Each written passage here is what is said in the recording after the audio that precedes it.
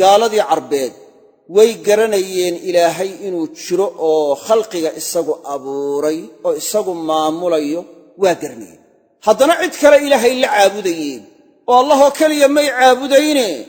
ashyaa kale ayay caabudayeen laakiin ma aha qaaray dafirsanaayeen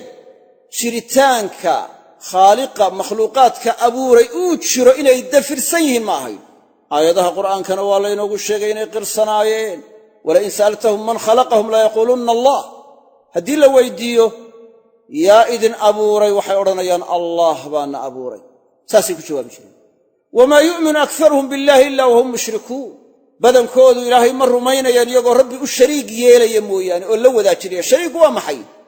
waa shuraakay cibaadadii gelinayaan ishraagu waa wadaajin waxay ahayd ilaahay in loo gaar yeelo oo cibaadada keligii in la caabudo ay ahayd ayay cid kale la wadaajinayaan oo cid kale la caabudayaan oo rabbi u shariig yeelayaan wa aqsamuu billahi jahda aymaanihim laa yabcathu allahu man yamuut xataa dhaarta kama dambaystaa markay dhaaranayaan allah oo quray ku dhaaran jireen ashyaaday caabudayeen maxay uga jeedeen waxay uga jeedeen ilaahay idin dhoweeyaan iyo ilaahay agtiisa ha idinka shafeeco qaadaan wayacbuduuna min duuni illahi maa laa yaduruhum walaa yanfacuhum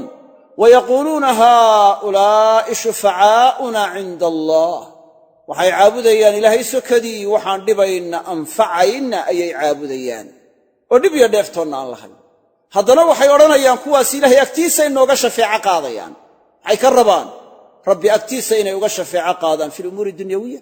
oo kurbaadka markay yacni kurba la kulanto oo dhibaata la kulanto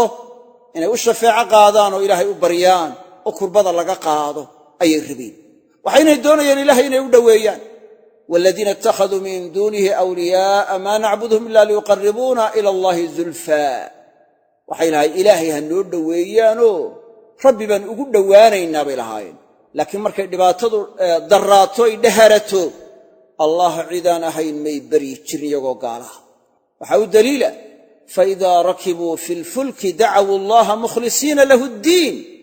falammaa najaahum ila albarri idaa hum yushrikuun markay doonyaha fuulaan oo ay markaa is yidhaahdaan waa idinla qarqoomaysaa dacawuu allaha mukhlisiina lahu ddiin ilaahay bay baryi jireen iyagoo baryada u gaar yeelaya o u saafi yeelaya marka uu ilaahay soo samata saaro oo soo badbaadiyana idaa hum yushrikuun shirkigoodii bay ku laabmayeen oo ilaahay buu shariig yeeliye waxaa laga qaadanayaa yacni iyagoo ilaahay jiritaankiisii qirsan oo inuu makhluuqaadka abuuray qirsan oo inuu maamulayo qirsan oo inuu arsaaqayo qirsan oo inuu mulkiyo qirsan